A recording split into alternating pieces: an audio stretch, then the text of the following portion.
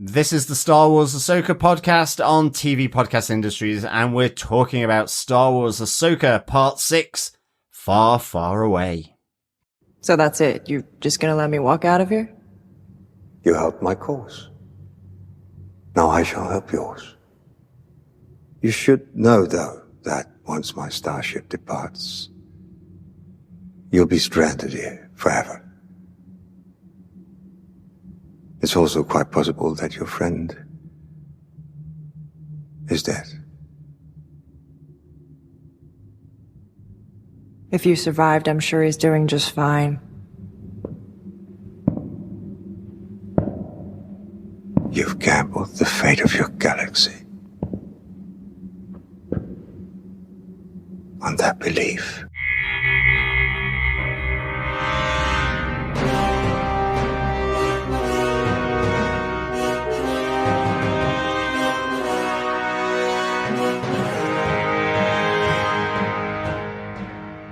Welcome back, fellow rebels. This is the Star Wars Ahsoka podcast on TV Podcast Industries, and of course we are talking about Part 6 of Star Wars Ahsoka, Far, Far Away. I am one of your hosts, John. I'm one of your hosts, Derek. And is this the furthest galaxy away, also known as Chris?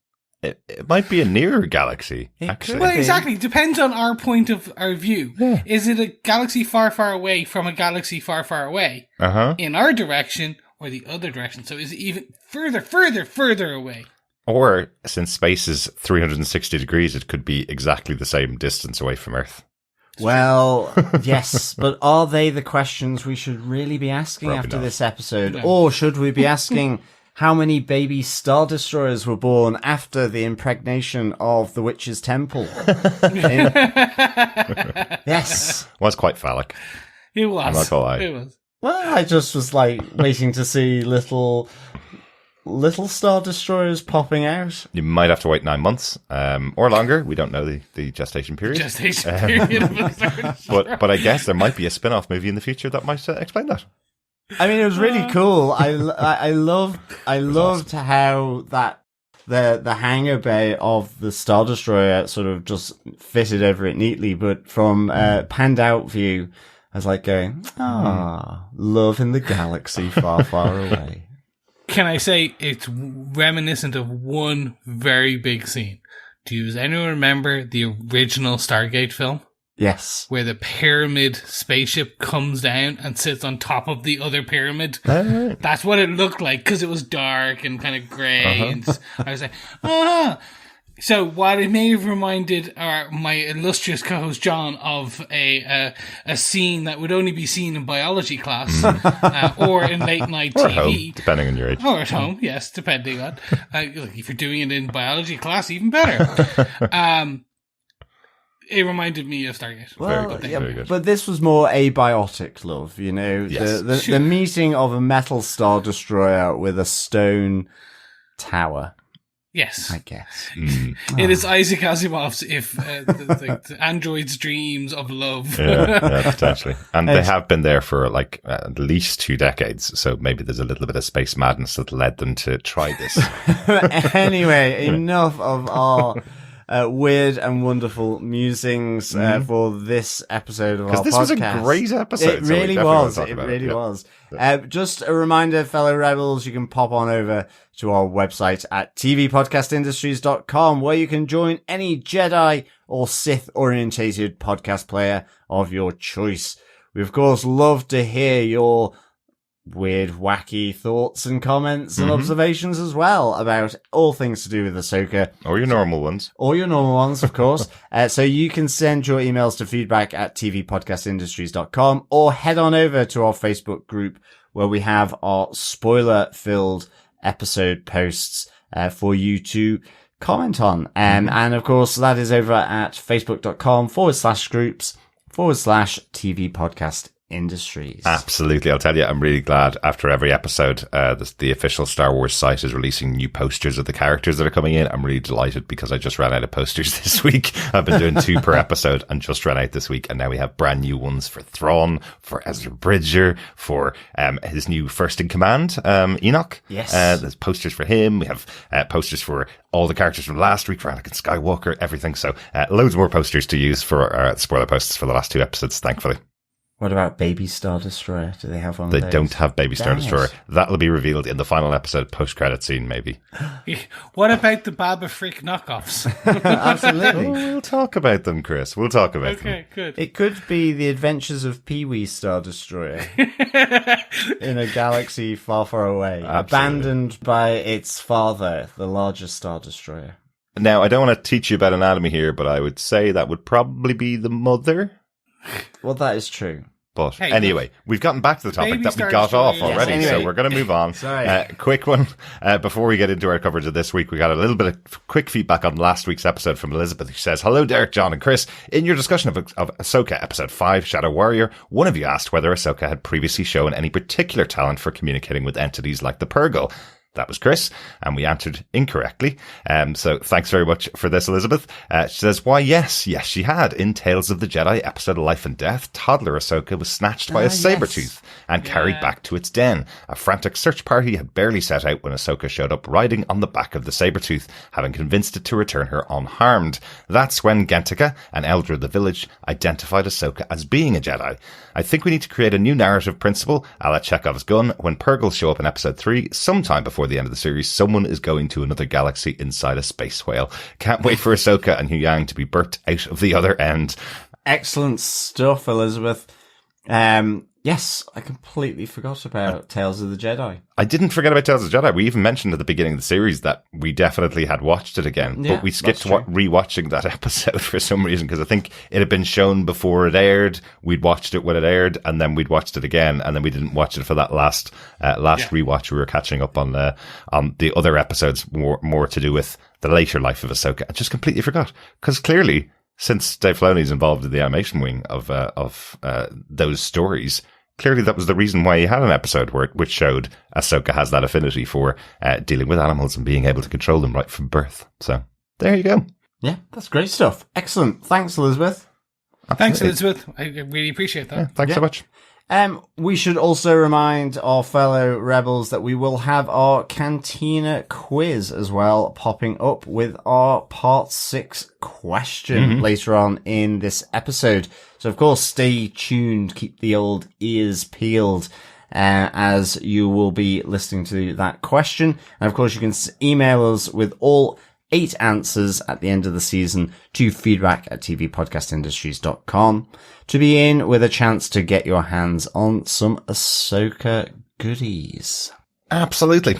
Felt as though I slowed down there. But anyway, let us get into our spoiler-filled discussion. I must be powering down or something. I don't know.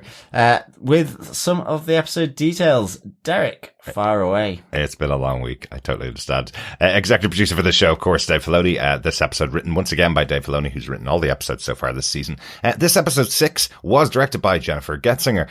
She directed 2 episodes of Agent Carter, which we hold stuff. fondly in Yes. our memory of TV podcast industries. Also directed 2 episodes of Jessica Jones and an episode of Daredevil. So we've talked about Jennifer Getzinger many times across the history of TV podcast industries. Yes, that's great. Yeah. All 3 of those programs are held fondly. Absolutely. Absolutely. I mentioned last week, Chris, that this is the 10th anniversary of when we came up with the idea of doing podcasting.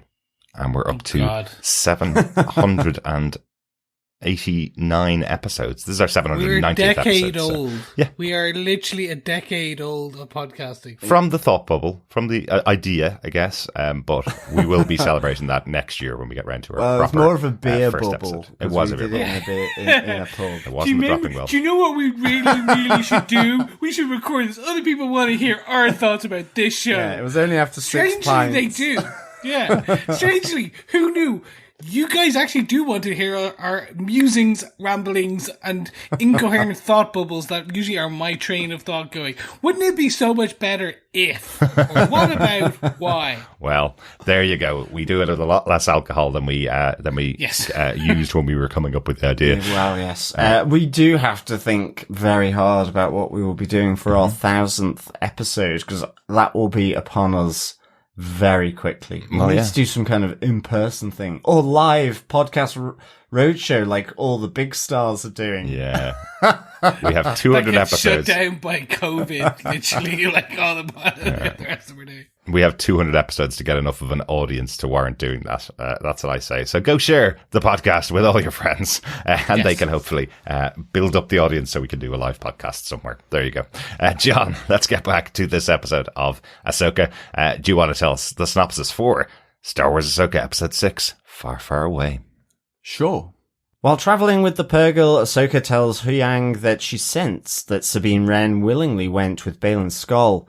Huyang surmises that Sabine's desire to find Ezra Bridger left her with no other choice.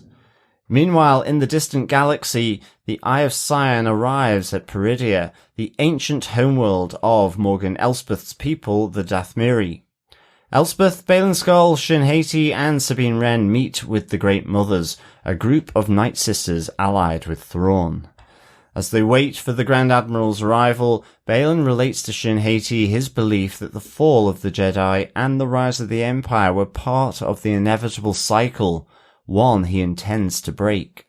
Thrawn arrives with his Star Destroyer, the Chimera, and honours Baylon's promise by providing Sabine with provisions, a mount, and the latest intelligence on Ezra's whereabouts. After Sabine leaves, Thrawn orders Baylon and Shin to follow her so they can kill both her and Ezra.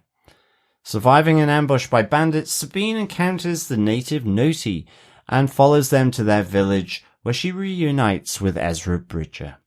While tracking Sabine, Baylon senses that there is a great power on Peridea and tells Hati that he intends to find and use it. Meanwhile, the Great Mothers warn Grand Admiral Thrawn that a Jedi is coming with the Purgill. Deducing that Ahsoka is alive, Thrawn demands all the details of her history from Morgan Elsbeth and asks the Great Mothers to aid him in a preparation for Ahsoka's arrival.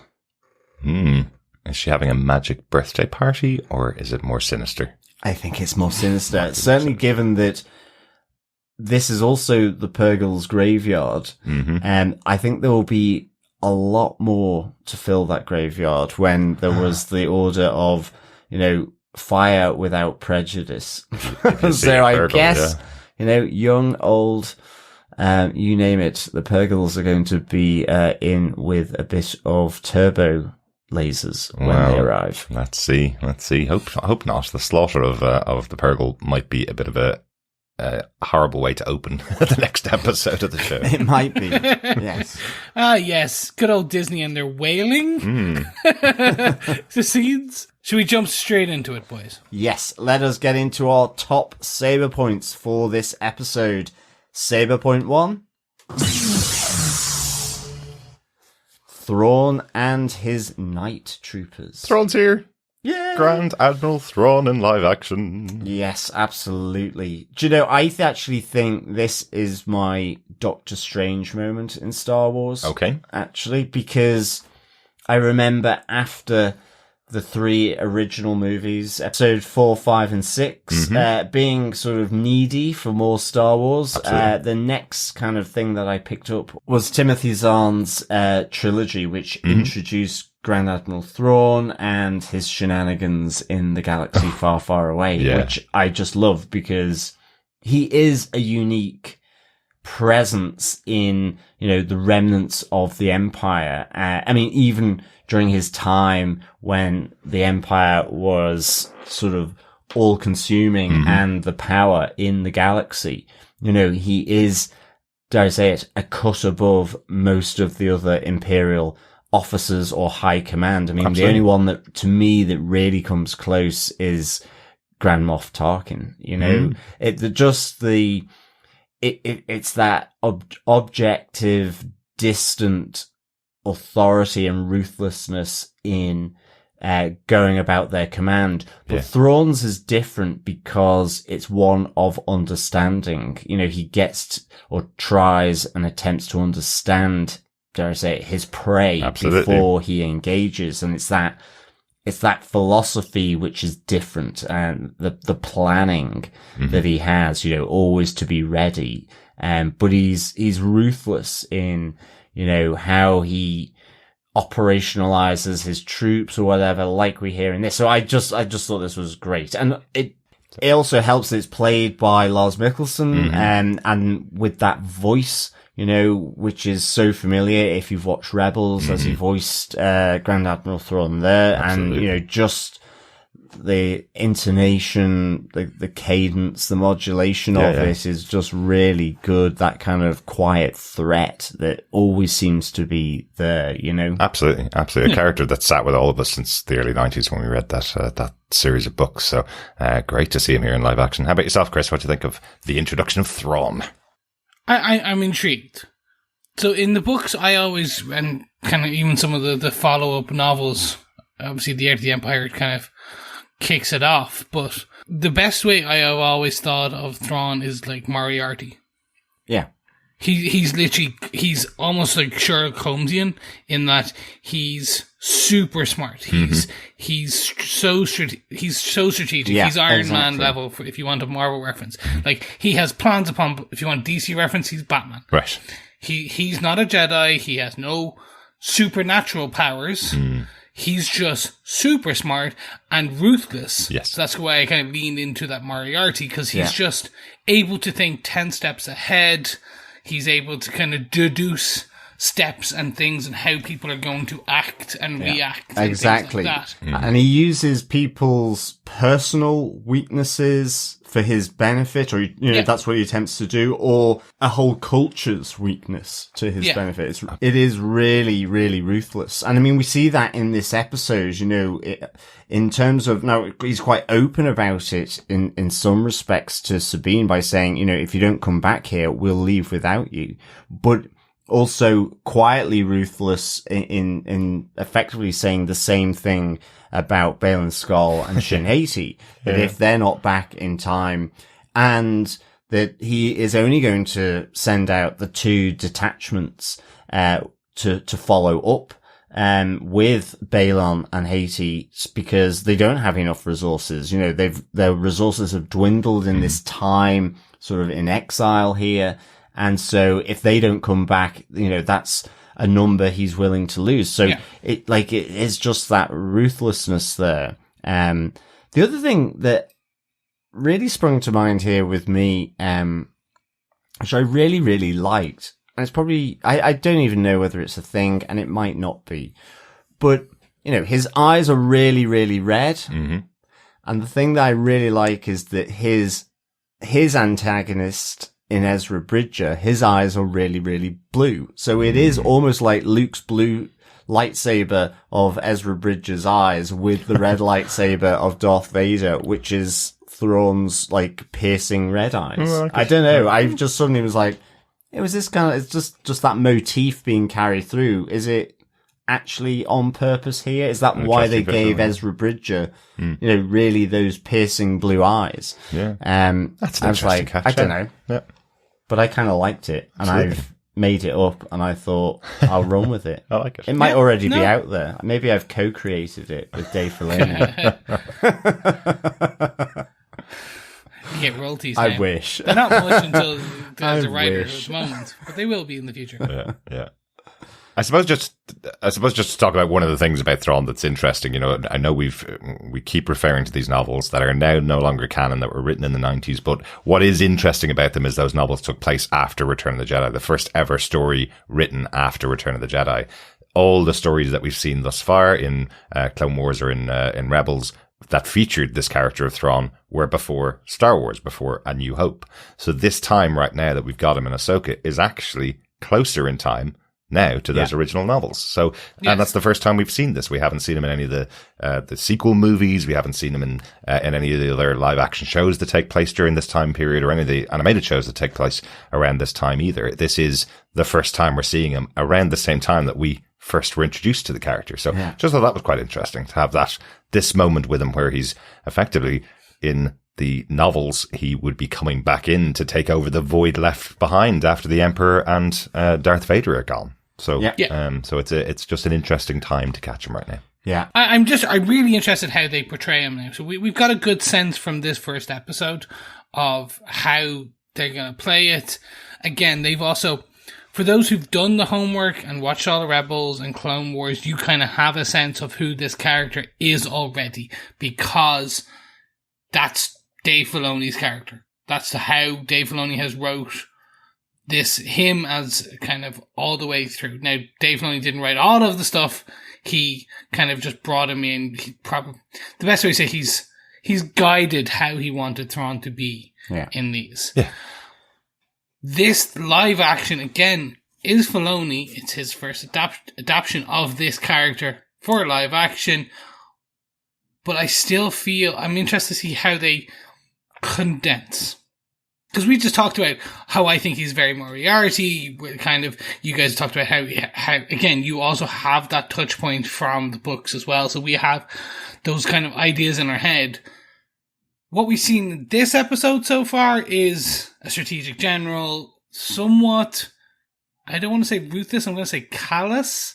More just kind of cares about his unit, wants to get home. Yeah. Well, if you're both. not there, you're not there. I think it's both. And it's also, it's his willingness to use people. So on multiple kind of things. So, he's that final line where he says, I need your dark magic, the power of your dark magic once again to the Great Mothers, those Nightsisters. So he's willing to utilize them, yet I'm be interested to know whether he's going to take them back with him. I think he is, but I'm not entirely sure. Even with Baylon Skoll and Hati, they're Jedi. Technically, they would be his enemy, but he's happy to let them do their thing, but not necessarily reward them. So he will use them in a moment to kill Bridger and Sabine, but will be more than happy to leave them behind and have no further use of them. So, even his alliances, or that he builds in order to enact his strategy, as you say, can be just so temporary. Absolutely. And that's what's, I think, really interesting about him, Yeah, absolutely. And just to kind of tick off those boxes of what we did learn about Grand Admiral Thrawn here in this episode. Yeah. We learned that Ezra got away and he had no ability to catch him during those 15 years or so, I believe, that they've been in exile here. So Bridger is a bit of a thorn in his side. And as you say, John, he's willing to align with anybody to take out Bridger, but he has a bigger goal. Yeah. And the bigger goal here is getting back to the galaxy. So if Ezra doesn't die and he goes back to the galaxy and Ezra's left behind here, that's fine. That still solves the problem for him. But he'll take that last shot to take out Ezra while he has it. And that last shot is having his best friend go find him and then sending out the Jedi to take him out. Yeah.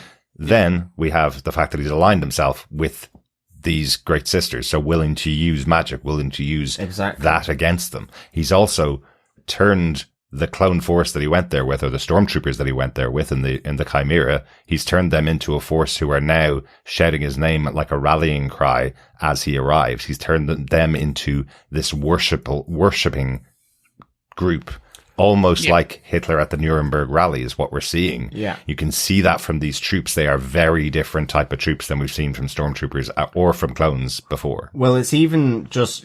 Speaking of the Night Guard, Enoch, the captain of Thrawn's guards, just with the mask is very cool. It's very Praetorian Guard from the Roman Empire. It suddenly felt like Gladiator with that on. And I guess, that notion of, these dedicated loyal troops, like you say, whether it's, equivalent of the SS with the Führer, in Nazi Germany, or here, like the Praetorian Guard, with the Emperor, the Roman Emperor. It's that kind of thing. The Praetorian Guard had to swear allegiance to the Emperor and were his personal bodyguard. And it feels very much like, this is the case with this group of stormtroopers. Absolutely. They would almost be like the Imperial Guard in the red robes that you had with the Emperor.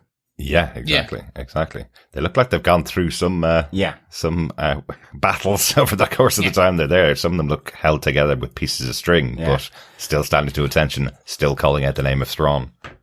Yeah. Yeah. No, I think that's going to be the thing. I have one ask of this for the remaining episodes, which is for those of us who haven't done the homework, and I'm being facetious by joking about that, right?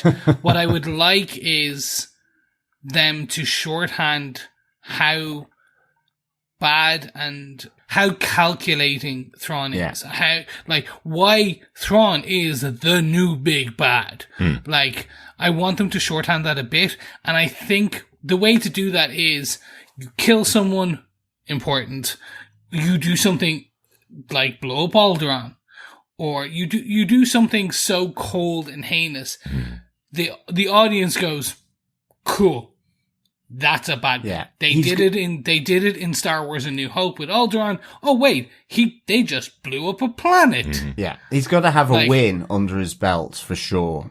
Exactly. Yeah. You've just got to basically, because again, I understand. I know who this character is. My partner who watched this with me was like, I don't get why he just seems like a general.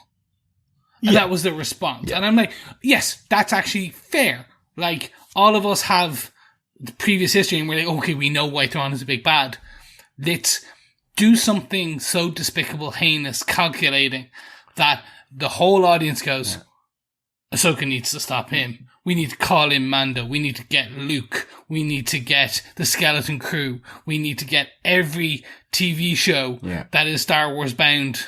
And Boba Fett's coming in too. And those moped mod gang, they're coming in, and we're going to go to the movie and we're going to take him down in the movie. Yeah, well, I'm glad that it did this episode. It's this is his introduction episode. This is showing you the kind of power that he has behind him. He has an entire Star Destroyer that he's in control of, and this legion of followers who are worshipping him like a god. He's working with magic users who are the greatest, most powerful of all of the Nightsisters we've seen before. We know that from the reverence that Morgan Elsbeth gives them. And also, again, to go back to the two things that happen at the end of the episode. Number one, he calls out that Jedis usually use this pretend to be dead trick. Baylon Skoll is a former Jedi, so he is also a tricky character, so we'll leave them behind. And then secondly, he wants every piece of information on Ahsoka to learn who she is before she gets there. So those two things calling out that he's being tactical about it, he's being strategic about it, and he has this massive force behind him. And I think as well is that in a sense, actually, he is just a big admiral. I mean, he is a Grand Admiral. Like his, what I mean, no, but I know that sounds weird to say, but it's just that Tarkin was a governor. He controlled a system, this was a governor, and then kind of, got, to a Grand Moff. He was almost like on the administrative bureaucratic, like you see in Rogue One, where Director Krennic doesn't really want to hand over this military project to him. Mm-hmm. And as we've seen in the Bad Batch, he keeps raising grades throughout his time. Grand Moff Tarkin. Thrawn is this master tactician and strategist, and was given the Grand Admiral rather than just simply an admiral in the Imperial fleet because of that overarching strategy, calculus, and planning and everything to help the Empire. And you see that a lot in Rebels, like there's the new TIE fighter project that he's doing, and that it's part of the reason why, he tries to understand his enemy. It's coming from that perspective. So in many respects, it is from a military perspective that Thrawn. So I wonder whether it will just see him being raised like a military coup or military dictatorship that comes up, and he's a leader de facto through that route, So I think that's also the thing, he's not a Jedi, but he will use them if he can align with them. Or he will use the Nightsisters. So that's what's kind of interesting about him, at least for me. I think the other thing I'll be really interested to see is if he gets into a fight, because he is also a very good fighter with a lot of weaponry, you know? Oh, okay. The classic is his blaster holstered at his side, but, you know, we've seen him using staffs and all that, at least in Rebels. So that's kind of interesting. Yeah, a bit more fencing-like. It'd be interesting to see how that plays out, how that's captured, I think, as well. Yeah. In the future. Yeah. Not a huge amount more about the introduction to Thrawn and the Night Troopers, but one big moment that we get in this episode, because we're going to talk about Sabine, obviously, throughout this episode. It's a lot more about her here, but one big moment is Sabine Wren meeting face to face with Grand Admiral Thrawn. Yeah. In Rebels, Thrawn had done a lot to Sabine's family. So they have a kind of a significant history. Yeah.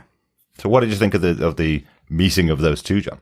I really liked it because, first of all, you have Thrawn, you know, kind of just oozing this almost, you know, this fake assistance to her. Mm-hmm.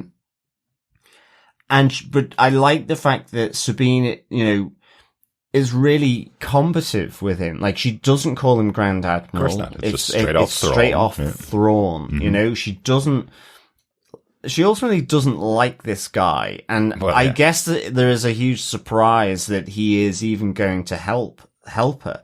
So, you know, I love, like, just the fact that, you know, when he says you've gambled the fate of your galaxy, on that belief, and Sabine just responds with, but that's something you wouldn't know about friendship or anything like that. You know, she, in a sense, knows his personal traits as much as he knows hers, and that could prove to be really interesting, you know, because other than, you know, like with Ahsoka knows about Grand Admiral Thrawn, knows that he's a master tactician, all that, but it feels more personal between these two. Exactly. And the same with Ezra Bridger as well. You know, they have humiliated him. Yes. You know, they've undermined his strategy previously. And it's that, like, exactly to your point, Chris, around Moriarty and Sherlock Holmes. Whilst it might not necessarily be a meeting of minds or equivalent minds, it's the fact that it's opposing almost forces. A competition between them at the expense of everyone that goes on around to some extent. So for a lot of the time, it was as it is an animated show with multiple episodes. It was the Rebels versus Thrawn. That was really their battle when other battles were going on with Vader and other battles were going on with the rise of the other side of the Empire.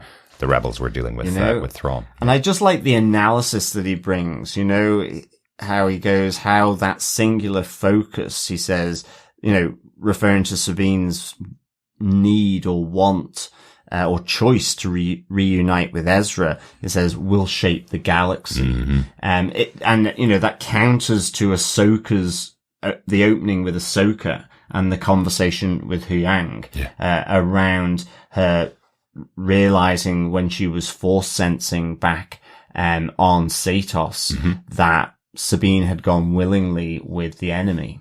You know, so I kind of really like that kind of touch point. Great.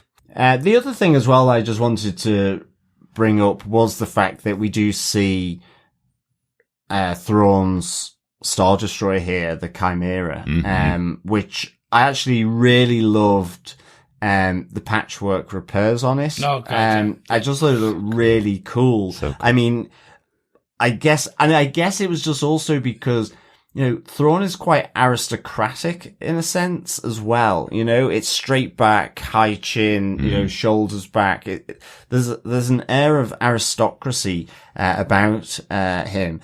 It seemed at odds with, and I don't mean in a bad way, I actually like the contrast, but it seemed at odds with this charity shop Star Destroyer that, you know, had been sort of repaired by piecing sort of bits of scrap that they've been able to find.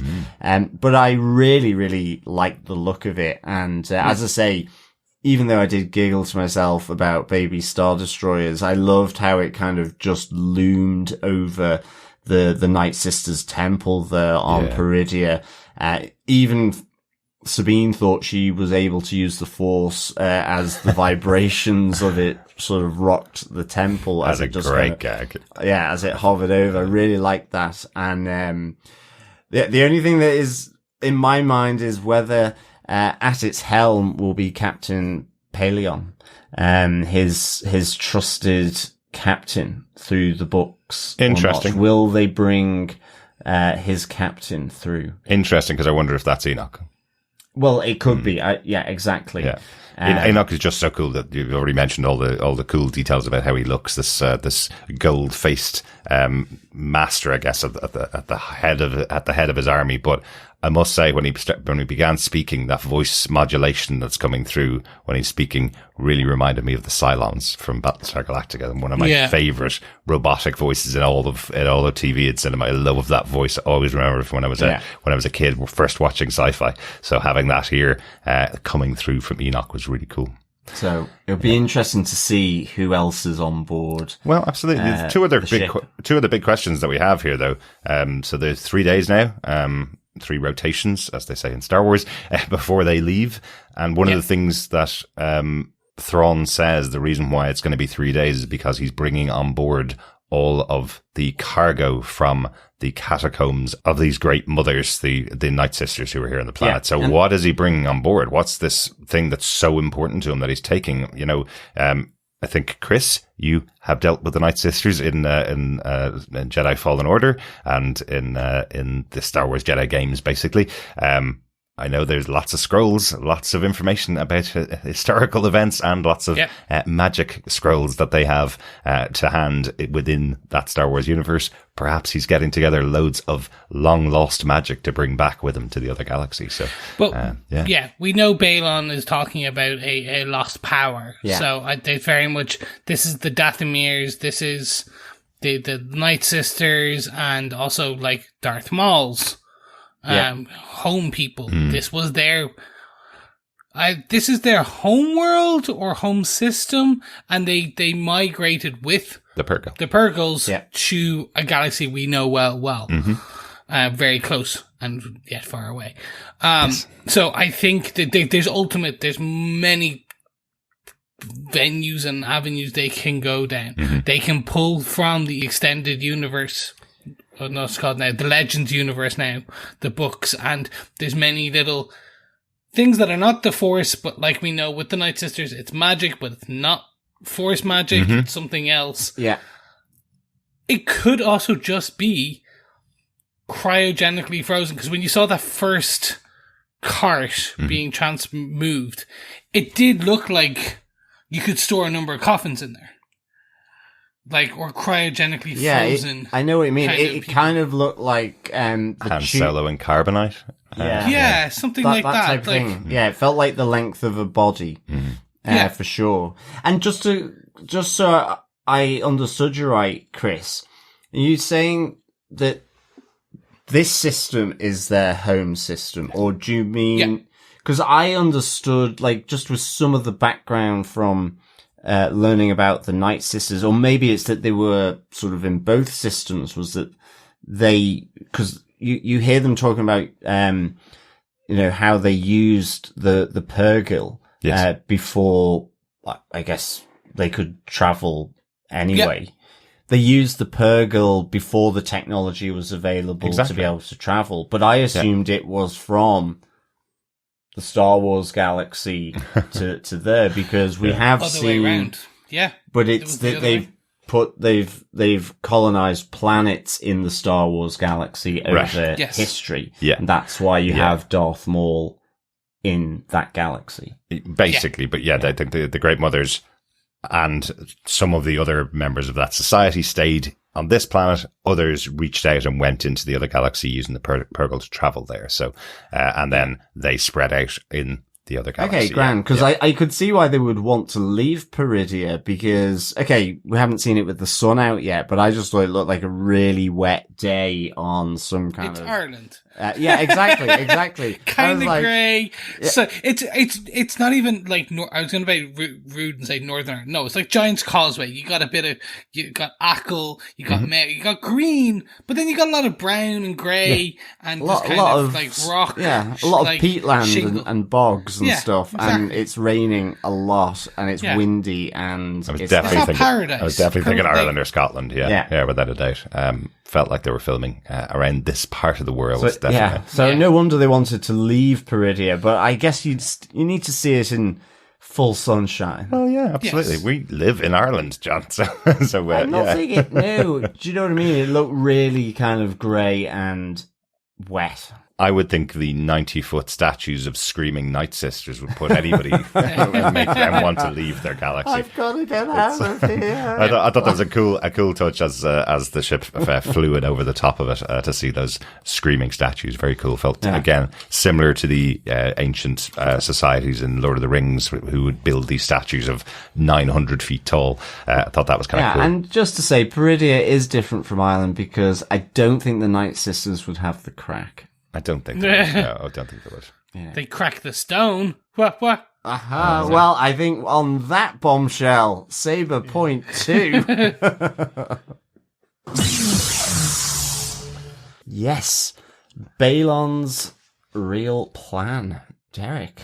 Yeah, I just think he's been this character that we've gotten to learn bits about as the episodes went on, but still Shadowy still didn't really know his motivation. But we get a lot more of that here, and I really loved this scene that we have between Baylon and Shin Hati, his Padawan or his apprentice.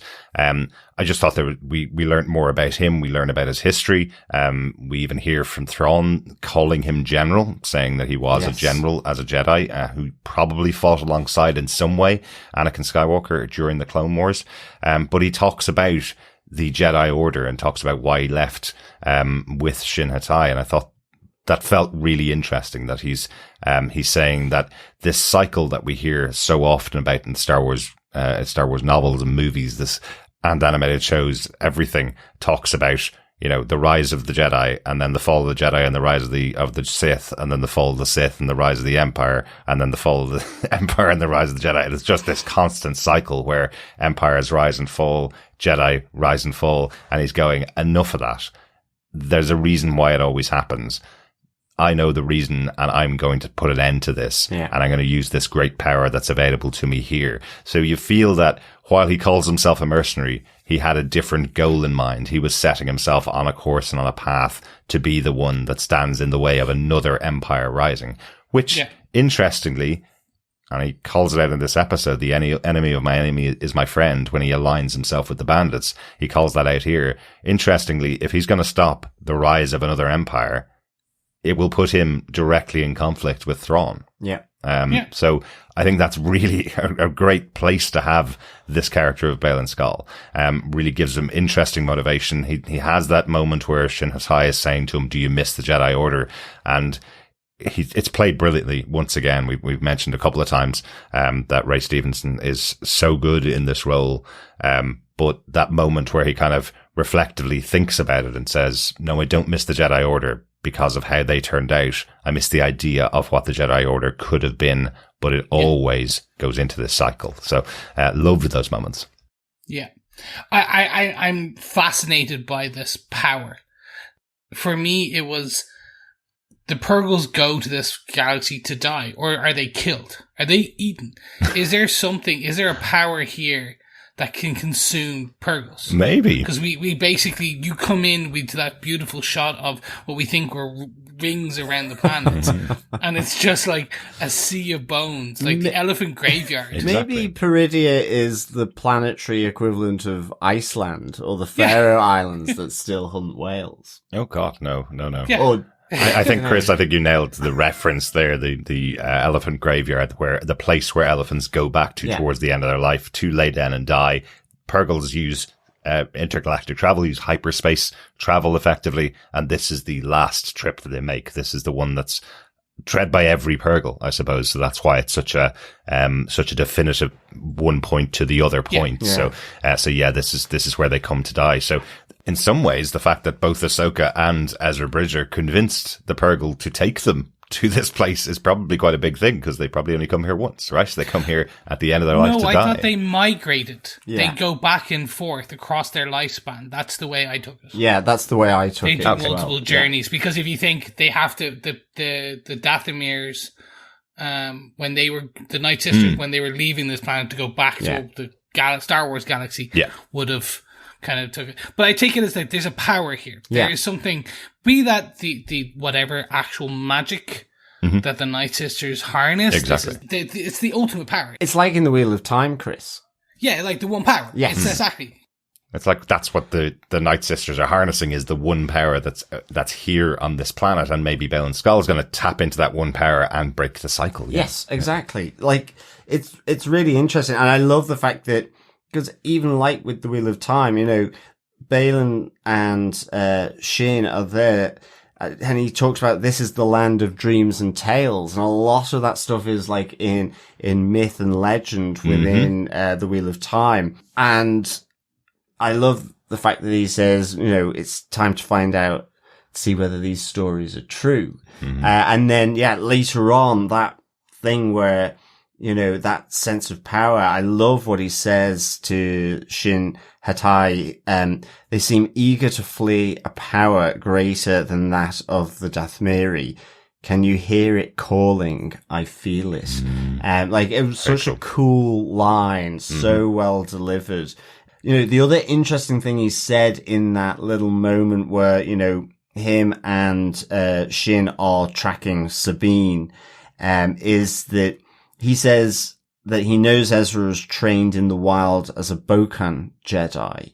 And he looks at Shin Hati and says, you know, you are more than a Jedi. I kind of like... trained you to be more, Yeah, I've trained you to be more. So I like that idea of where he's coming from with that. And indeed, I actually thought Baylon and Shin, I really liked their dynamic in this episode. Absolutely. Even though there still wasn't too much back and forth, it felt sort of much closer. Yes. And because she's kind of, you know, poor Shin Hati has been sent on errands by Morgan Elsbeth all the time. So she's hardly been with him, you know, and she's been a bit dubious about the Night Witches and so on. But I just felt this kind of really close connection. And Yes. I still think after this episode, not that I can always pronounce the name, but it does, I do wonder, like I said in last episode, whether, you know, it's a translation of, you know, the Dark Jedi, Joruus C'baoth from Timothy Zahn's sort of original trilogy. Yeah. Because in a sense, yes, he, like you were saying before, he will be up against Thrawn, but he will also be up against Ahsoka. And Joruus C'baoth was kind of a bit like that in that trilogy. So I just wonder, I mean, I don't know. Yeah. The power for me is the interesting part, because we have a young trainee with no power who is good at everything else, good at fighting, but with someone who, Huyang said, like, you're not gonna, like, he doesn't feel like she's gonna have enough power to do this. Ahsoka does not feel Sabine has enough power to access the Force well. Yeah. Like, training. So either, potentially what they might do with Sabine is, like we've already talked about many a time, she'll find her connection point and then the floodgates will open and she'll be able to do something. Maybe. Or you give her the power. This power, this amp up, this superpower that Baylon Skoll wants, you give it to Sabine. That then becomes hers. Then she has her own power that is outside the Force. She's not a Jedi, she's something else, and that's why you can do that. I want to see what this is. It reminds me very much of El Dorado. Like, you're going to this mythical city, this mythical place to get this mythical thing, and the story is really much more about the journey and things like that. But now they're here. I want to know what this...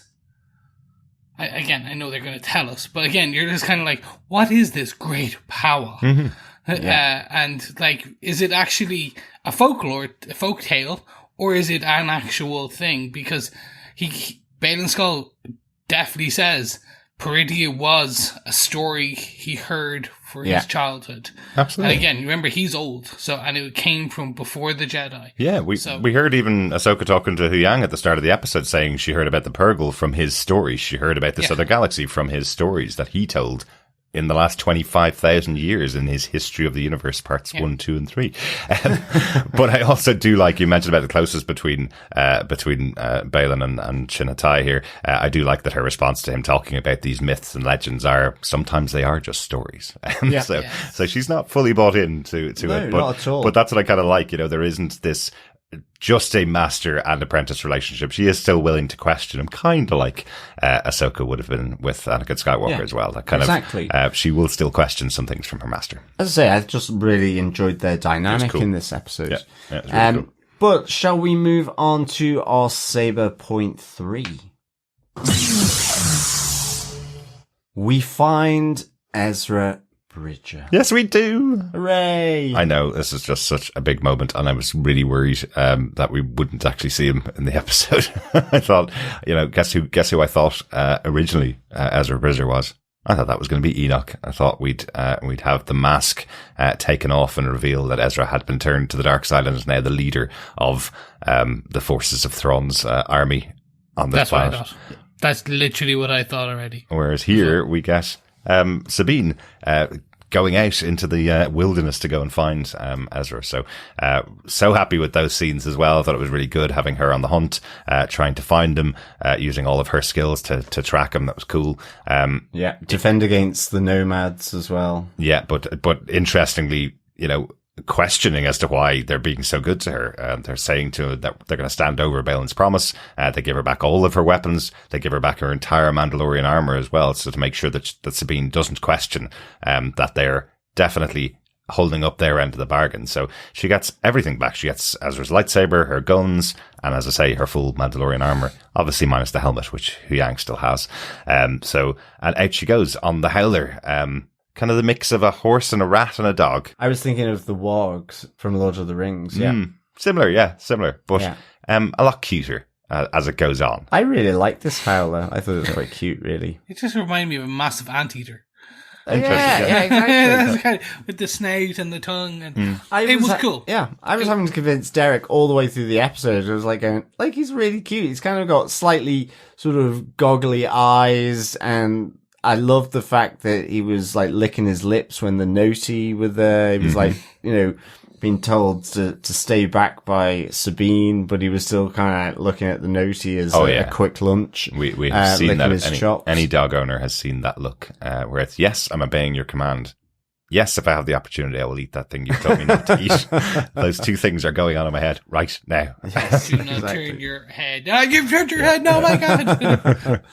But this was cool, and I think as well. Even the kind of sneak back from the Howler when Sabine kicks it away and tells it, you were a coward. You've been a bad creature. You didn't stick up for me. If I'd known, I would have taken you with me. And you see it kind of sneak back in. That's very animated show. That's the kind of humor in Star Wars. Yeah. I like it. I liked it as well. Even where Sabine says, "You're just embarrassing yourself now," as he's like sort of sniffing the rock until it comes to life as the Noti. I guess don't put garlic and butter close to the Noti, otherwise it might be a bit of escargot on the menu. Or escargoty. Yeah. But it was, There is something a little more important that the Noti have, that leads Sabine to finding Ezra Bridger, though. They have the Rebels symbol. Yes. Which was designed by Sabine all the way on this other side in a brand new galaxy. So she knows for a definite fact she's on the right trail. I think everybody knows that symbol because it is the Rebel Alliance symbol now, but designed in Rebels for the crew of the Ghost by Sabine. So the minute she sees it, she goes, "Ooh, hang on a second, I recognize that." And every member of the Noti all has the little symbol around their neck. So I love that little moment of deduction, something that maybe other people wouldn't have noticed if it wasn't Sabine on the trail of Ezra. So I thought that was quite cool. Yeah, I just can't see the noties taking down Thrawn's stormtroopers. I'm just like, yeah. I'd say they have limited involvement in this, and they may have teamed up with Ezra Bridger to get his protection from the stormtroopers potentially.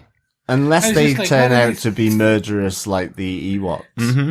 Yeah. Exactly. Or basically they go into their shell, into the rock, and Ezra just hurls them at people. He just levitates and throws them. Yeah. And it's just like, boulder! That's why the Star Destroyer has holes in it. Maybe. Basically, Ezra is just like kind of trebucheting these noti. Look, the noti are fun. They are going to be the new, another Ewok, another Babu Frick. They are designed to be Star Wars cute. And Star Wars cute is still good. Yeah. And they're like the porgs that were there because they couldn't get rid of the puffins and the birds when they were filming in Ireland. But it's just, they're cute. They're cuddly. Well, they're cute. They're cute. Yeah. There was a baby cuddly one as well back at their kind huge of caravans with the big eyes. So I was immediately thinking, well, this is the new plush toy for Christmas, Grogu-esque, I guess. Yeah, potentially. Yep. But I also like, honestly, the connection back to Ezra here.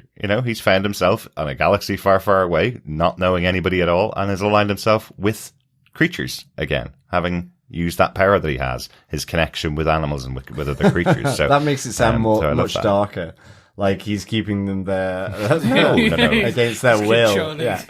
Let us free. Not at all. No. I'm talking about that connection that he has, the way that he's able to communicate with other creatures, even though he doesn't know their language, doesn't necessarily know everything about them, but he's able to have that connection with them. And he does seem to be in a position of in some power, I guess. Maybe not power is not the right way, but he's the one that calls for them to move their settlements, kind of showing that they're more a nomadic race. They don't stay anywhere for very long. So as soon as Sabine's found him, they have a quick moment together, and then he goes, right, we need to pack up our stuff and move, because effectively, if she's found them, somebody else could be right behind her. Well, that's it as well. And I really like this moment with Sabine reuniting with Ezra Bridger, because awesome. There's so many questions coming from Ezra, how did you get here? How did you get Howler? And kind of just deflected by Sabine because she knows Ezra won't like that answer. Without and I've put the entire galaxy in jeopardy to find you is not the answer that Ezra's going to like at all. Exactly. And I kind of liked that awkward moment. And I mean, ultimately with Sabine saying, I just want to enjoy this moment, because it will kick off when, exactly. You're going to kick off, when you find out how I got here. Yeah, exactly. Yeah. I've endangered not just one galaxy, but two, because I basically want to see my friend. Mm-hmm. Again, for me, I don't have that much attachment to Ezra, but I like the way that they do have him as somewhat of a cheeky chap. He had that cheeky grin. He had that very warming smile. He has learned naughty language. Noti or naughty? Noti. Noti. Yeah. He's learned the noti language. That's the highbrow for us down the low cats. It's all right, naughty. I think it's going to be interesting in the next episode to see how they extend it out. I didn't see a lightsaber. I couldn't see it on him. Yeah, that's because Sabine has his lightsaber. Oh, so she has to hand it over. Well, has to. I don't know. She's not a Jedi, and it is his lightsaber. So, although Huyang said it is now your lightsaber when she first used it. So, since Ezra hasn't been around, so maybe he's made a brand new one for himself. But but that is his lightsaber. He did create one, didn't he? Yeah. Like in early Rebels, he created his blaster one. All Jedis create their own lightsabers. Yes. So he's created one before. Maybe he's taken some of those parts of Stormtroopers and grafted that into his own lightsaber over here. Yeah. They are so going to do that. They're going to do... Oh my god, that's going to be cool. It's going to be very much like the Cal Kestis one, which is kind of slowly broken, kind of fixed up, patched and repaired. It might be that. It'll be made out different. It'll be look cool. Here, I'm just hoping for more toys. That's literally what I'm... Come on, Disney, give me a way to monetize and absolutely. save my Go money. to disneyshop.com for all your Ezra Bridger needs. Definitely. Yeah. So, But it was really cool to see him. And again, exactly as you say, very small moment with him, but I like that it's a cheeky moment. I like that you get the smile. It looks very well cast as Ezra Bridger, even though we've only seen Ezra as a young kid, for the most part. Of course, he's gone beardy like everybody does in the last couple of years. Hopefully, he gets someone to shave that thing off. But definitely, I felt that just from that short moment, this was good casting, and he has the eyes as well. Yeah, It's going to be cool. yeah, I definitely. just roll on next Wednesday. Anything else for Saber Point 3, or shall we move on to our notes? Any notes? That's it. Just very happy that we found Ezra Bridger. One thing I really liked here, I like that there's a henge on either side of the Purgill travel. Yes. What I do like is as they walk up to the henge on Peridea, that there's a little nod to 2001 in the music.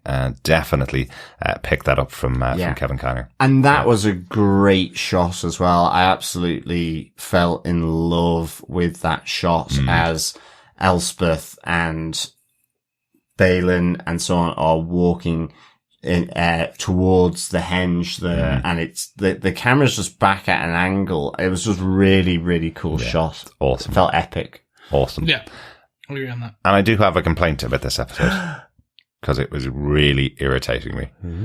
They've introduced the Purgill in this show. Yeah. They've called them by the name the Purgill in this show. How does everybody continually refer to them as space whales, and why? We've never seen whales in the Star Wars universe, so why would they be calling them space whales, other than for the audience who go, I can't remember what Purgill are, so we'll just keep calling them space whales. That's literally, you've answered your own question. It's just poor writing from my point of view. We've seen Purgill multiple times now. We know what they are. Our main character's inside the mouth of a Purgill and calling out as the camera zooms in, she's inside the mouth of a Purgill. You don't need to call them space whales, and it's weird that every character here refers to them as space whales. I find that odd. And it's also the fact that, like you said when we were chatting about this, Chewbacca was always known as a Wookiee, other than when he was a walking carpet, and Princess Leia called him that, but he wasn't referred to as a walking carpet or, the Space bear teddy like, bears. the space bear. Yeah, space bear or space, whatever. So, I think it's a valid point. It's like, you've introduced, you've spent time to introduce these creatures. And to be honest, the complaints from people that aren't fans of Rebels are that they spend way too much time with the Purgill last episode and the episode before. So why undermine it by calling them space whales? Especially because they're not. They have squid legs. So they're not space whales. Yeah. They're space squids. There you go. Well, space squid whales, maybe. If you're going to go through all the things that they're made up of. They were designed as Purgill. They're Purgill. I just don't know why people are calling them something different, especially because we'll know of them in the universe. But that's my little complaint for the episode. Any other notes from you guys? None from me. John, you mentioned earlier on one thing about the Boken Jedi, that Baylon calls Ezra Bridger a Boken Jedi. New word for Star Wars. This isn't something that has been mentioned before. I had to Google all around finding out what a Boken Jedi is.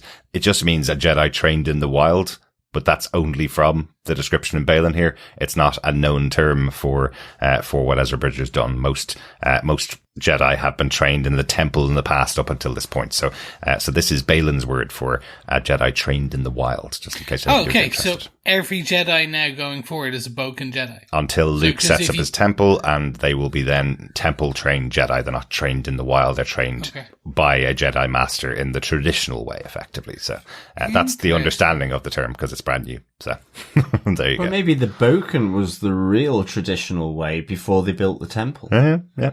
The cycle begins again. Exactly. Good stuff. Excellent. Right, let's get on to our final thoughts for Ahsoka Part 6. Derek. Oh, I love this episode. This was awesome. Really, really cool. Finally getting to see Thrawn in live action. Lars Mikkelsen bringing it with his intimidation on screen. That voice is so good. I thought his troops added so much of an extra element of something brand new to the Star Wars universe, even though it nods to things we've seen before, seeing the origin of the Nightsisters through these great mothers.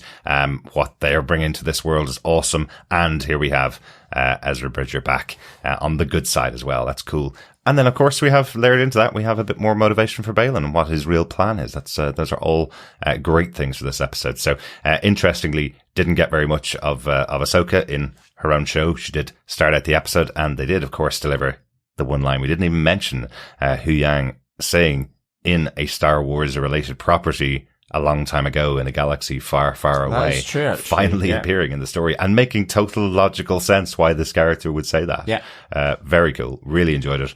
Loving this series so far.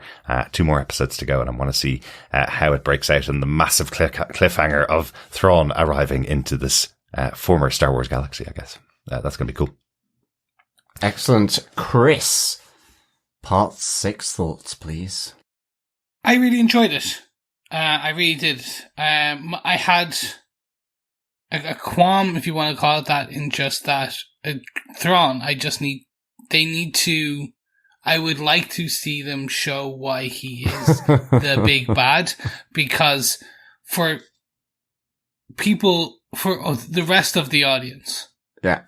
No, I totally agree. They need that touchstone. Yeah. I was giggling because I had in my mind that you might say, I need to know where it's going. And I was going to reply with, well, they're going back to the galaxy that they came from. Yeah. Sorry, that was my own head joke. And all I was going to say was, next week on Ahsoka episode 7, here's the reason why Thrawn is the big bad. Yeah, Yes. that's coming up. We just introduced in this exactly. episode, so yeah. So again, looking forward to seeing where they go on this. Looking forward to seeing Ezra over the next couple of episodes, seasons, like Ahsoka season 2. I think, like, building this character out.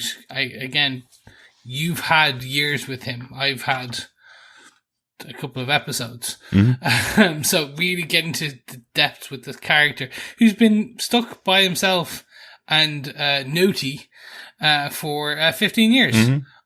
Stranded by himself against an army. Yeah. And that's going to be the interesting. I want to hear a story. If you're going to give me a flashback episode, or do it next week, give me basically Ezra telling the story of how he survived and what he's done and showing how evil Thrawn is. Mm-hmm. Really, we're here. We're set up. Ahsoka's on her way for her own show. Mm-hmm. Let's go. We've got 2 episodes left. I really, really want them to ramp the gears up and really give me that story. Give me this, like, bring it all together and show me again why these characters are so important and so great. So while this episode was fun, it's like if I was going to do a John score, it would be a 3.5 for me. Oh. I really just need more. I need more of this. But that's for now. I want to see where we're going. I look forward to next Wednesday. Excellent stuff. John, how about yourself? Final thoughts on this episode? Well, awkwardly following that score, I'm going to give this 5 intergalactic planetary out of 5 because I really loved this. Mm-hmm. I'm happy with Thrawn's introduction. Absolutely loved it. I want to see more of him and so on for sure. Interestingly, Wouldn't it be great if they didn't? If they just went, right, we're not actually going to talk about it next week. Be... Ezra and Sabine hop into the Purgill, they head back, and then that's it. They take out the Eye of Sion on their way out, so he can't leave, and that's it. We never see Thrawn again. Yeah, well, interestingly, given we've got 2... we will see more. Yeah, I mean, given we've got 2 episodes left, I can imagine this now to be sort of a 2-episode Filoni spectacular, actually. Well, yeah. And I'm looking... I hope so. No, I hope so too. And I'm really looking forward to it because, Filoni does that, has done that so well, I think, in the animated series. Yes. And I think we've seen those glimpses here, such as in the last episode, as well as peppered throughout this series so far. And I can see that, the last 2 episodes could potentially be an absolute ride, to be honest. I hope so. Yeah, really hope so. So yeah, I loved Thrawn's introduction. As I said, I loved just seeing his machinations playing out here. I mean, even with Elsbeth, she introduced herself as, his loyal servant. And yet he was basically sort of, going against his promises in public to her, against Baylon, whether I wondered if she was just getting a little bit nervous. Oh, yeah. And well, shouldn't you be sending more troops out with Baylon no, exactly. I can't spare them. This is what you're getting. Yeah, it's very. I wonder whether she was very just much putting her back in into place. A bit nervous, a bit wary. So I really liked that. Loved seeing Ezra as well. These 2 characters. So I loved having his introduction. I loved the magic element with the Nightsisters and Thrawn, and then with Baylon, with this power, as he says, calling, and which he can feel, that just sounds really, really great. And just knowing Ahsoka is on the way, by which time Thrawn will have had and read his dossier from Elsbeth, to be able to do something. I mean, it's not inconceivable we're going to get a big death here. I mean, absolutely. I know it was only the Bad Batch, but we lost Tech in the Bad Batch, and I know spoilers, and Filoni will do death. Absolutely, we lost Kanan Jarrus, one of the essential characters in the show in Rebels. Exactly. That was the animated version of this. So yeah, very likely we're going to lose somebody else here. Very interesting. So yes, in the spirit of the Beastie Boys, I give this 5 intergalactic planetary out of 5 for me. Excellent stuff.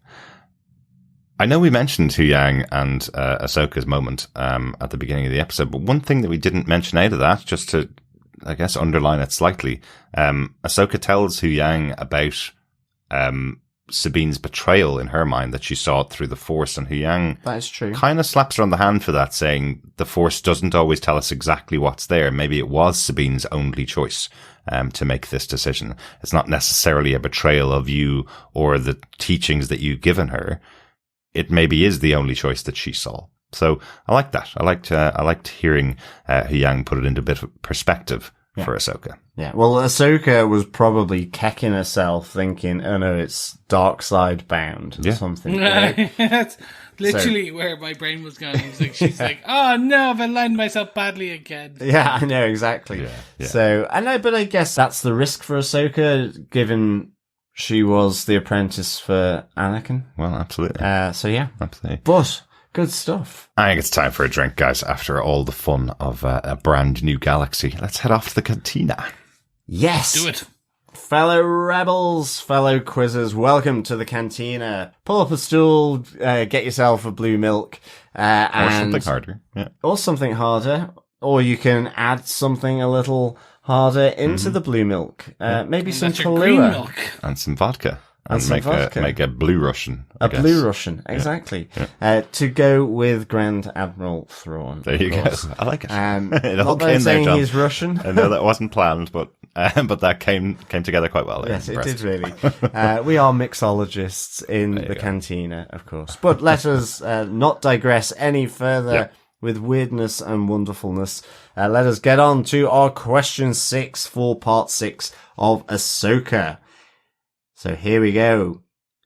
The question is, how do the Great Mothers describe Sabine to Grand Admiral Thrawn? Ooh, very good. Ooh, that's a really interesting one, John. I like it. That's the 6th question in our rounds of our Ahsoka Cantina quiz. Pop on over to the website tvpodcastindustries.com if you've missed any of the questions so far.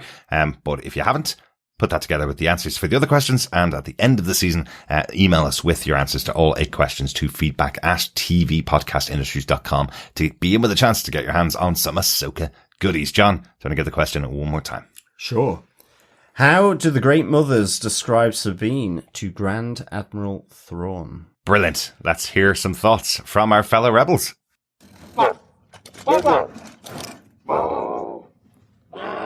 Excellent. First up, we got an email in from Coffee and Vodka who says, greetings, fellow witch-watching defenders. Stepping linearly from the last episode to our introduction to Thrawn, a nice sense of understated power, and I love the state of the Chimera and his night troops. Everything speaks to a long wait in exile. The look of the planet itself also speaks to a played-out history, which I can't wait to see how Baylon turns around to end the Empire Jedi cycle. I can only assume Thrawn was never that bothered about finding Ezra, considering how short a time it took for Sabine to locate him.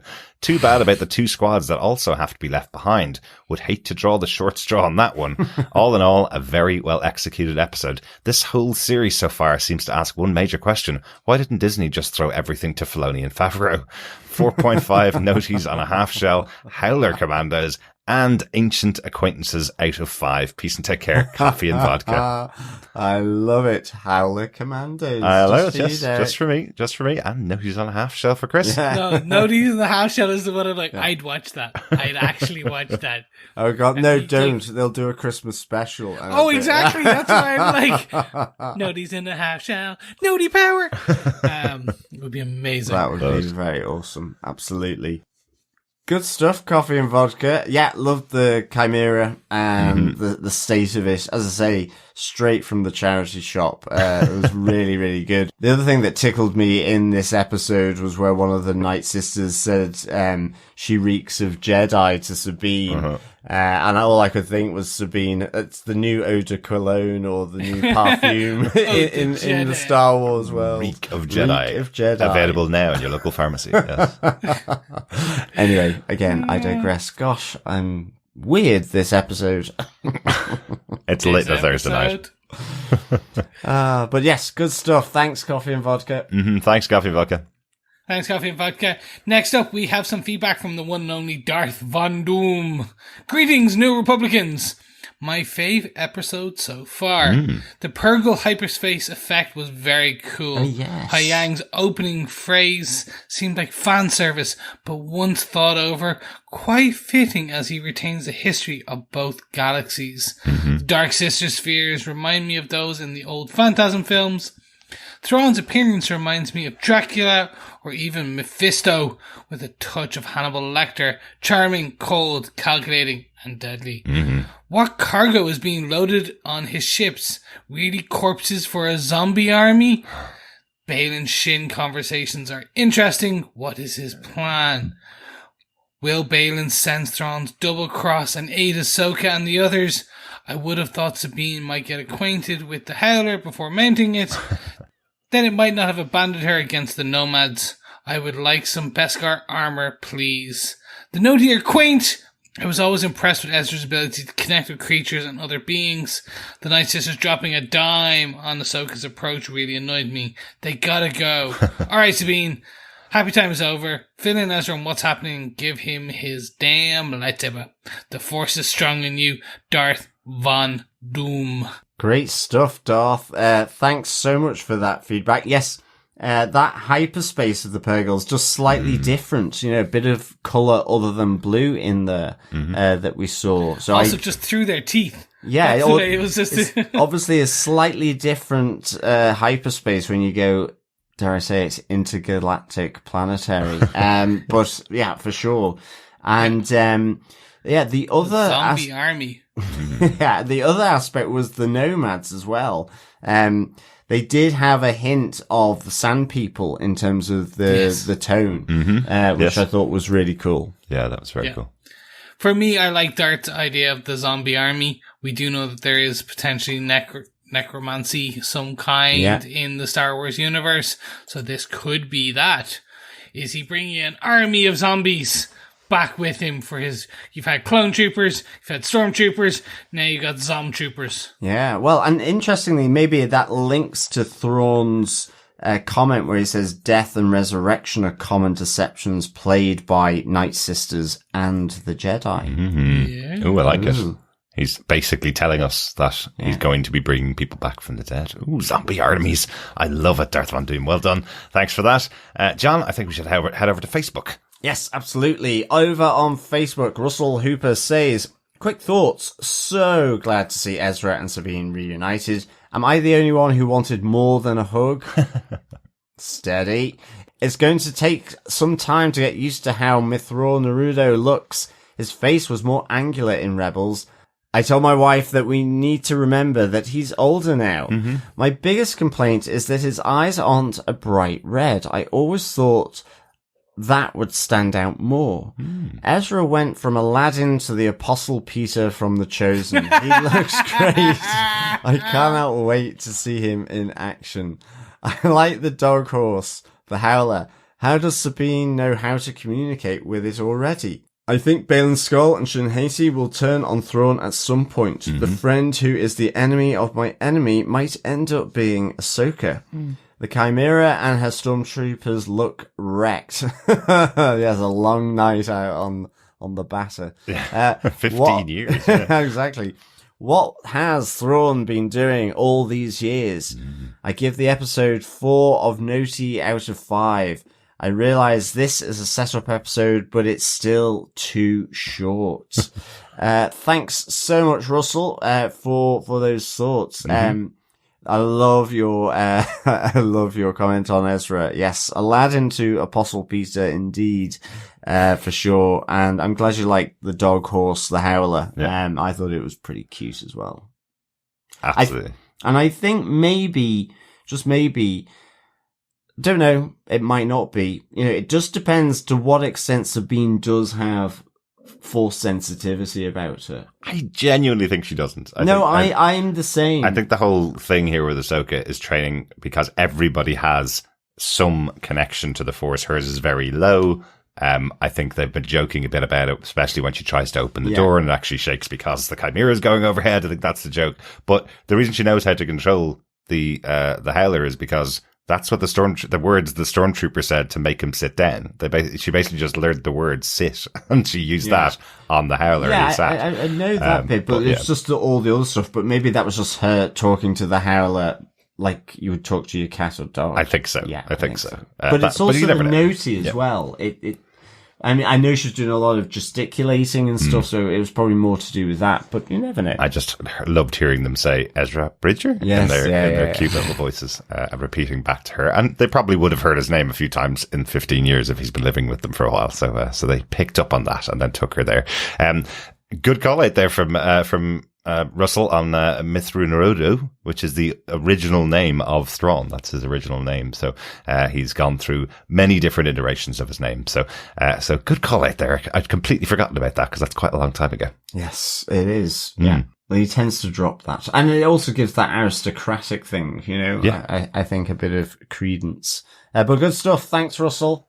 Excellent. Yes. Thanks, Russell. Mindy Megan says, okay, admittedly, as someone who hasn't done the suggested reading before the course of completely understanding the history of the characters, I've struggled a bit to see why we should be rooting for Sabine and why the my friend is lost and maybe I can find him plotline is enough to carry such a large part of the story.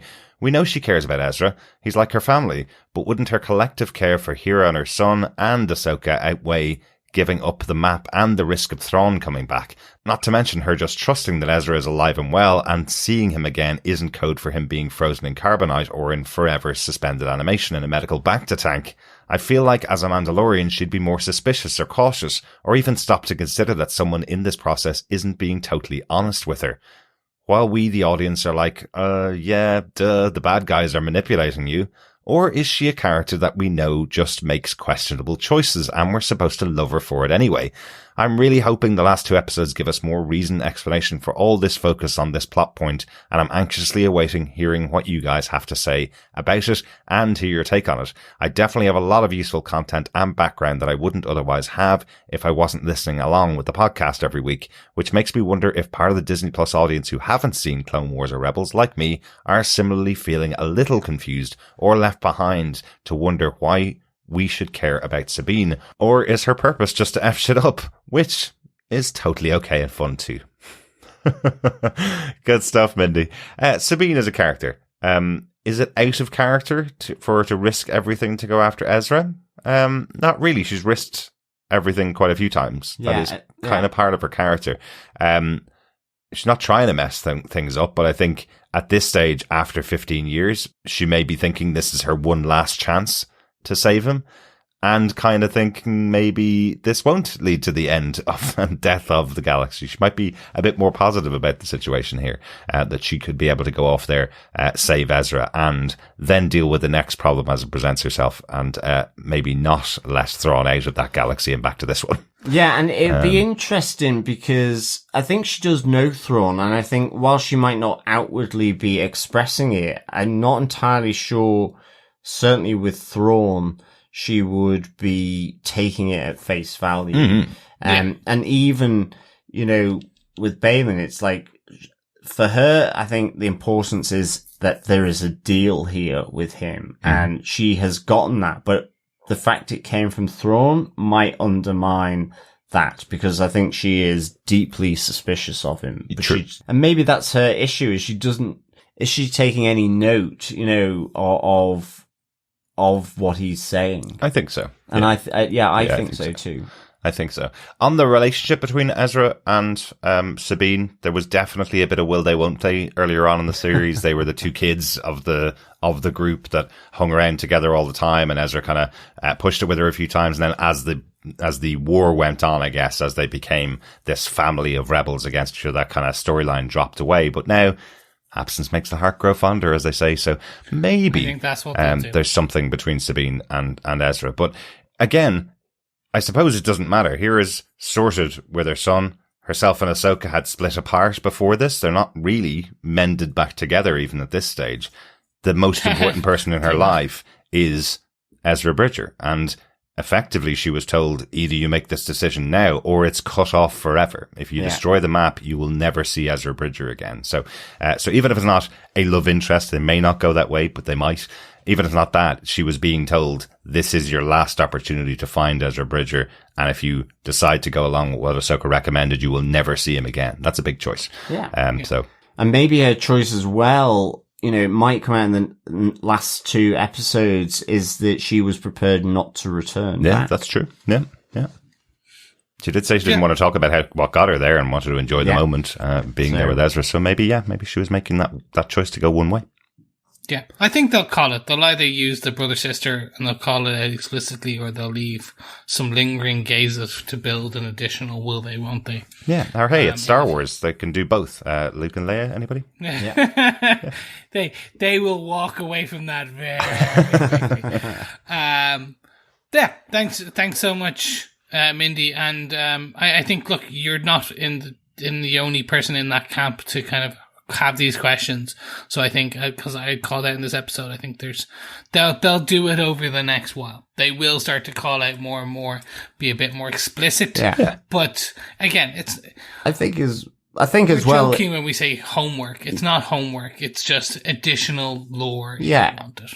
And I think as well, in a sense, this Ahsoka series is just the beginning of this live action. And, we know there's other projects planned here. Yeah. So I think and it's also much easier to tell these stories when both characters are on screen, and we've just been introduced to Ezra. So, we'll get their connection much more, hopefully, in the last two episodes. Yeah. Thanks so much, Mindy. Yeah. Thanks, Mindy. Next up, we have KJ Bonham, who said, it seems to be getting better and better. Yep. Definitely. Pretty much. I think as a whole, each episode usually is somewhat better. I'm a bit down on this one, but I know everyone's a bit higher on me than me, so let's just say yes. Thanks so much, KJ. Next up, we also have some feedback from Joel Sharpton, who had this to say: I'm very excited for what's next, but that's been my feeling since basically the start of The Mandalorian. Disney-era Star Wars, in my opinion, have been very good at building anticipation and less good at paying it off. If everything is building, then eventually has to be built. I'm hoping the building Filoni and team are working on is as beautiful as the blueprints they've laid out for us.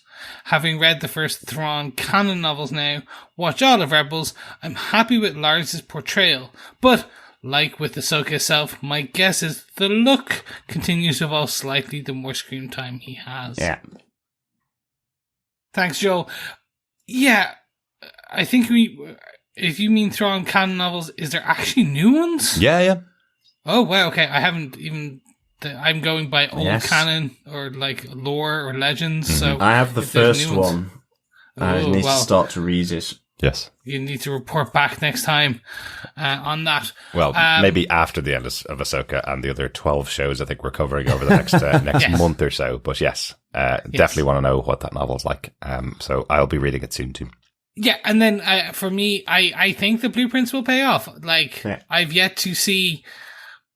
and again, each their own. I know it's your opinion. I personally am love with Star Wars. It's all Star Wars all the time, and I'm okay. It's like Marvel. Some of it's going to be great, like Andor. Some of it's going to be okay, like Boba Fett. Some of it's going to be amazing animated, like Bad Batch. Some of it's going to be way too much, like Clone Wars. I haven't got a chance to watch. There's just, if you have time, you want to get invested, you're going to have all this amazing stuff. I think Filoni's universe, personally, my opinion, is the interesting thing. They're building this gap out, like what they did in Bad Batch. They're building this time where we did go, wait, what happened in that big gap between Return of the Jedi and Force Awakens? Can we get some story there? Absolutely. And I think that's where I'm going to be so interested in seeing. And I think it will pay off. I think they have the right people. But that's, again, my opinion. And I know everyone has slightly differing. I hope so, because I know that is certainly laid at the feet of J.J. Abrams. His way of making movies and TV shows has always been the mystery box, and the payoff for that mystery box never really pays off. And that was absolutely true of his Star Wars when he set up Force Awakens. Most of those stories didn't actually pay off in the way most people were expecting. There was a completely different director in the middle who changed everything, and then it had to be changed back to fit J.J. Abrams' version for the third movie. So that definitely has been level at the Star Wars movies. A bit less so with the series, but knowing now that Filoni's aiming for this joined up movie, that's probably where a lot of the stuff's going to pay off. I wouldn't be surprised if this series ends with Thrawn arriving back in the galaxy, and maybe we get a couple of minutes of that, and then that story is left there until a future movie or TV show. I don't think we're going to have a massive space battle at the end where Thrawn dies in this series to close off the story. I think it will be opening up the world wider rather than shutting it down. Yeah, definitely. I still think they'll do an Ahsoka too, to bridge the gap between now and the movie. Potentially. I think that's where they'll do it, because we know that very quickly, because I know we also have additional feedback. There's Mandalorian, Boba Fett, the Skeleton Crew, and Ahsoka are all feeding into this culmination Filoni film. Yeah, so far. So far. So I was like, but also that's still not fully written to our knowledge, and again, you've got to then probably fill that void while they actually film it. So I'm assuming it's quicker to film 6 episodes of Ahsoka, or 8 episodes of Ahsoka, than the full film. So I think they'll top it up with 1 or 2 little things, or like a book of X, a book of Ezra. Well, maybe, but these things are expensive, and what we know from Bob Iger is that Disney aren't willing to spend as much money as they used to be in the past. So, That's true. Maybe this will all be stripped back, and we'll just get those shows and the movie, and that will take them for the next 8-year plan for everything. One show every 2 years. Maybe that's it. Yeah. Good stuff. Thanks so much, Joel. Yeah. And a very happy birthday. As we record today, it's Joel's birthday. Excellent stuff. Happy birthday. Happy birthday, Joel. And thank you so much for the feedback as well. Cool stuff. Also on Facebook, Dr. Bob Phillips says, what a great tale of adventure, double dealings, and we now obviously need an add-on mini-sode or even short podcast series of Huyang telling bedtime stories from the temple. Yeah. Thrawn is obviously the ultimate baddie, as he wants to kill whale squids. There you go. Little snaily hobbity things look like they may be subject to extreme prejudice soon. And how come the Howlers get saddled up Western style? The European saddle and riding technique is far more adaptable and probably better suited to battle beasts. Loved the CGI lip-licking and creeping forward while still obediently Tota. Exactly. I think you've nailed it on the head there, Dr. Bob, as to why I really enjoyed the Howler here. The lip-lipping was certainly part of it. Certainly. Sure. As he saw the next big feast with the Noti. Absolutely. I hope they don't get too much prejudice as well, the Noti. Certainly not from that. Yeah. The 2 detachments of stormtroopers. But good stuff. Thanks, Dr. Bob. Yeah, and there you go. Dr. Bob has answered your question there, Chris. To prove that Thrawn is the most evil man in the galaxy, he's targeting Purgill. So, yeah. Takes one of those out and we know we need to take him out. Excellent stuff. Thanks, Dr. Bob. Lindsay Lawless says, this episode means so much to me, having rewatched Rebels in preparation for Ahsoka. Ezra became my favourite because of his character development. To see him after all that time has passed and be reunited with Sabine is truly heartwarming. Unfortunately, as this is Star Wars, you just know there's about to be a major conflict between them, especially once Ezra finds out what it cost for Sabine to find him. Yep.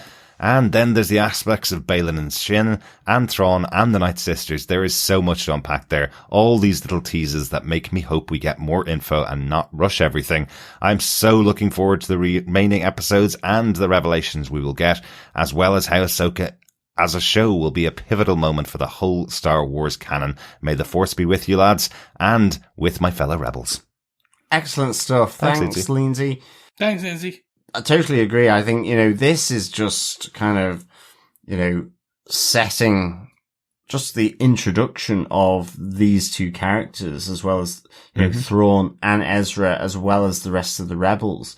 Granted, we've had more time with Sabine and Hera at this point, but it is, I think just the beginning. And I think we've got a lot more information and unpacking to come with the other series like Chris has mentioned, as well as everything we've got back in the past through the animated shows. So cannot wait. Absolutely. I'm just hoping that Chopper's stowed away on Ahsoka ship. That'd be so somehow. Cool. So we get a bit more in next episode. Yeah, absolutely. Good stuff. Thanks, Lindsay. Yep, thanks, Lindsay. Next up, we have some feedback from Harvey Locust, who had this to say. The stormtroopers having repaired their armor with gold was a nice touch. Kintsugi, the art of repairing broken pottery with gold, is meant as a metaphor for embracing and celebrating your imperfections. It's things like that my technical brain has to set aside for the metaphor. That would actually be shitty armor. Same with the whales moving through space like it's water. Just enjoying the look, and yes, the dialogue is lacking or strangely paced at points, but Huyang, damn, he said it. Yes, he did. He did. A long time ago, in a galaxy Absolutely. far, far away. I love it. I love that connection to fixing pottery with gold. That's really cool. Yeah, that is really interesting. Even though it would be bad armor, I like the metaphor. I like it. Yeah. Good stuff. As well as fixing the Star Destroyer with gold as well, by the looks. Maybe they're just trying to find a way to steal all the gold without the mothers knowing. We needed to fix our ship and to create a lovely mask for myself. This isn't worth anything back in our galaxy at all. Bye. See ya. Brilliant stuff. Thanks, Harvey. Yeah, thanks, Harvey. Also, Richard Blaze says, after last week's really strong episode, I personally thought this was even better. Just seemed tighter and more coherent throughout. Loving the new look stormtroopers, they really are things of nightmares. With Thrawn, whilst an amazing portrayal, I probably need a few more episodes to buy into his look, as his Rebels appearance is so ingrained in my brain, though I didn't feel this way when Ezra turned up. All seems to be hurtling at a fair old speed now to the final 2 episodes. Thanks so much, Richard. Yeah, I agree. I think we could be in for a Filoni extravaganza. I hope I'm not wrong in that. Otherwise I've got egg on my face, I guess. But don't worry, you can wipe it off. We'll tell I'll you wipe it off and we can make an omelette out of it or something. Oh my god, it's wet egg. Yeah, I just go like it's like egg sandwich kind of egg, but it's wet egg. Oh my god. Well, it could be both, I guess. But why would someone throw a sandwich at you if you got something wrong? They throw an unboiled egg. Yeah, a raw egg. That's what they throw at you. Yeah, well, that's why. I didn't say it. Don't look at me. And the phrase isn't "I've got egg and cress on my face." Exactly. That's what I had in my head. And some white bread. Chunk of like with a bit of yellow, bit of green. Weird. There's some bread there, like a few seeds. But we won't blame you. We would blame Filoni if he didn't do it. So. Yes, exactly. Yeah, let's hope. Don't oversell it, but the season has been great so far for me. The last couple episodes, particularly the last 3 episodes, have been fantastic. So keep up this level for the next 2 episodes. And I'd be delighted coming out of it. The last 2 episodes do have an important thing to play because all the audience needs to be like that howler licking its chops at the noti. by the end of it, creeping and wanting to creep forward to lick that shell to get to the next installment of this. Absolutely. So they are important. Gooey inside of the story. Yeah, exactly. And I mean, to be honest, I do agree with Richard. You know, the look of Thrawn, I think, does have to, I think you do have to get used to it. I mean, I feel he's a bit more shiny compared to, and that's because previously it was an animation. And I think, like we've just said, you know, there will be iterations here. So I guess the look will change. I mean, even, you know, Vader from, New Hope through to, Return of the Jedi, you know, that armor just got better. Absolutely. Absolutely. Yeah, good stuff. Thanks, Richard, for the feedback. And I'm certainly with you on Ezra as well. He looked, fab. He did. Thanks so much for your feedback, Richard. And thanks to everybody for the feedback. If you want to send in feedback to us, you can email us to feedback@tvpodcastindustries.com or pop on over to our Facebook group at facebook.com/groups/tvpodcastindustries. Remember to subscribe to the podcast at tvpodcastindustries.com. We are covering loads of other shows. We're coming up to our biggest week of the year very soon. We are covering Wheel of Time, season 2, episode 6, this week. We'll be covering episode 7 of Ahsoka next week, and the week after that, we have the finale of Ahsoka, the finale of The Wheel of Time, the beginning of The Boys Gen V, our spin-off show of The Boys, one of our biggest series so far, and the beginning of Loki, our biggest Marvel show so far. What are we going to do, boys? Well, Be like Loki and travel through time. yeah, exactly. Or be like Ezra and just go to a different galaxy. No one can find us. You can't call become no one can nomadic. give out. Yeah. Well, we also are becoming nomadic. We're going away for 3 days during the week of all of those launches as well. So there may be a few little delays on some of Yes. the episodes that we're covering. Yeah. Why do they release 3 episodes of some of the shows I know. at the same time as all the other shows are ending? Who has time for this stuff? We'll make it. We'll do Yes. it. Because we love it. Because we enjoy doing it as well. So Exactly. Everybody got time for that instead of ain't nobody got time for that. there you go. Absolutely. you go. Absolutely. Thank you so much for everyone listening. Don't forget, if you do like what you hear, head on over to patreon.com/TV Podcast Industries, where you can throw us a buck on an ongoing monthly installment to help keep the lights and mics going. Ain't got that? Don't worry. Want to do a one-off? Go buy Derek coffee so as he edits away into the wee hours of the night by buymecoffee.com/TVPI, or don't want to do that? Ain't got time for that? No worries. Head on over to tvpodcastindustries.com and click on the links for the different podcast catchers. Rate us, review us, do all the things, share it with your friends, find your long lost friend like Ezra Bridger, tell him about tvpodcastindustries.com. New shows are coming, old shows are ending. We want to bring on all the new listeners, defenders, and every industrialists. Bring them all to us. Thank you very much. Absolutely. Because remember, we need to get enough of an audience to do a whole live show.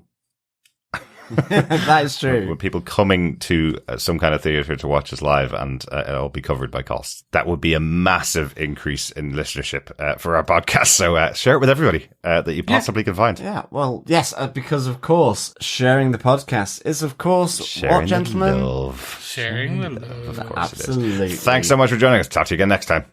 Yes, thank you so much. We'll speak to you next week. Yes, thank you so much, fellow rebels, for joining us for part 6 until part 7. Remember, keep watching, keep listening, and of course, keep rebelling. Bye. Bye.